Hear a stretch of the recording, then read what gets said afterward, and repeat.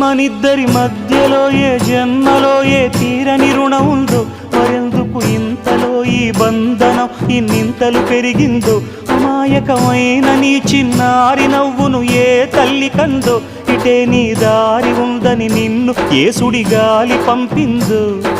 పాపం పుణ్యం దేవుడికెరుక, పేదకు దొరికిన బంగారు కణిక, పాలు వెన్నాలేవని అనక ప్రేమను తాగి పెరగవెసిలక.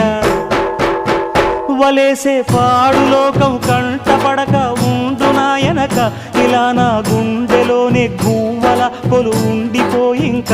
ఇటే పోస్తే ఎమున్నైనా నిలేస్తానే, మరింక ఏ కీడు నీ వంక రాలే.